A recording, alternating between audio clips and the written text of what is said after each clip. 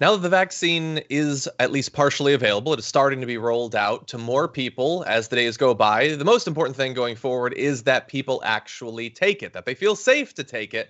But will they? What kind of information is floating out there about the vaccine? Well, joining us now to break down some way that misinformation is being spread around social media is senior reporter for HuffPost, Jesselyn Cook. Welcome back to the Damage Report. Thanks for having me. Glad to have you here. So you wrote an article about a policy change that Instagram is making that at least sounds like it's going to try to ward off some vaccine-related misinformation. But what did you find in your investigation? Right. Instagram announced that when users search terms like vaccines on its platform, it will redirect them to credible information from health authorities. And if you do search vaccines on Instagram, you'll see a prompt potentially leading you to the CDC website if you want to go there. But right beneath that prompt, Instagram has ranked up a bunch of explicitly anti-vax Instagram accounts that are spreading misinformation, which have been algorithmically placed there. And this isn't like you don't have to search hard to find this. If you just search for vaccine, it's going to be one of the things that's presented to you really apparently, right? Yeah, Instagram lists it right up there for people to find. And if you click on one of those accounts, if you follow them, Instagram is going to recommend dozens more just like it for you. So it's really easy to find this stuff. So it would be pretty easy to find your feed taken over by this misinformation, even if you're just sort of browsing, because you said you don't even necessarily have to follow. You could just visit one of these accounts and the algorithm is really going to pick up on it. Right. The recommendation algorithm is trained to show you more of what it thinks you want to see. And so if you look at even one anti-vax account, you're training the algorithm to think that you're anti-vax and that's what you want to see. And so it's going to keep putting that stuff into your feed. So I know multiple times that we've had you on, it's been about misinformation, and sometimes it's been about sort of the growing rise of like QAnon in some of these accounts. When you were looking at this and when you were seeing the sorts of vaccine misinformation out there, did it tend to be sort of just the general anti-vaccine misinformation that we've seen for literally years, or is it specific to the current pandemic, the debate about masks and all of that? Yeah, it used to be that anti-vax misinformation was almost exclusively related to health concerns. And now amid the pandemic, it has morphed into this beast that is about like far-right conspiracy saying that there are nefarious figures who are going to use the vaccine to microchip us and brainwash us and track our locations.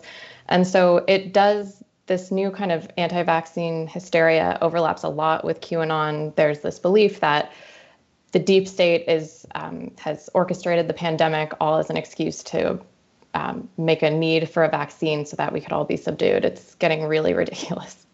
And I know in your article you talk about some of the anti-vax accounts that are being pushed are relatively small. They have 1,000 or less followers, but there are accounts that have pretty big followings, correct? Oh, yeah. There are some accounts with hundreds of thousands of followers. The thing that's interesting about these tiny accounts being listed prominently in Instagram search results is that, it's just that you're not seeing the most popular accounts when you search. You're seeing what Instagram wants you to see. And they do this because, again, if they think you're interested in anti-vax content, they want to keep you on their platform as long as possible, because the longer you're on, the more ads you're likely to see and the more money Instagram will make. Exactly. And so they made this policy change to, give people access to accurate information. Clearly, it hasn't solved all of the problems. Have they responded to any of the concerns that people are still being fed via the algorithm, things that could cause them to not want to take the vaccine? No, I mean, it was March 2019 when Instagram first said it was seriously combating vaccine misinformation. And here we are almost 2 years later with Instagram still actively promoting vaccine misinformation. And so one of the things I'm curious about is it would be one thing to, for instance, not, have the algorithm basically advantage these accounts by offering them up when people search for vaccine. But in terms of the fact that you mentioned that there's people with hundreds of thousands of followers, are there any is Instagram policy such that they would restrict or eliminate any of these accounts? Are there any things in this area that cause accounts to be taken down like they might for, we've previously talked about, sex workers and things like that? So Instagram and its parent company, Facebook, introduced another policy earlier this month saying that they will remove posts pushing misinformation about the coronavirus vaccine, which is a great step, but it doesn't include misinformation about vaccines in general.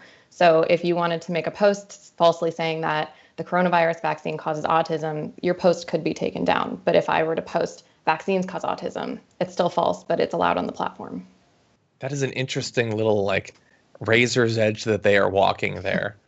And when they've been talking about this, is there any indication that they're going to keep an eye on it and that there might be further changes to the regulations in the future? Or are they pitching this as this is what we're willing to do on this as of right now?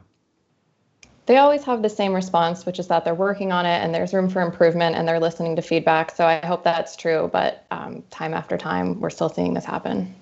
Wow. Okay, well, we really appreciate you doing this work, especially considering how consequential the rollout of the vaccine is and how it's being tied into, radicalization having to do with QAnon. Jessalyn Cook, as always, thank you for joining us. Thank you so much.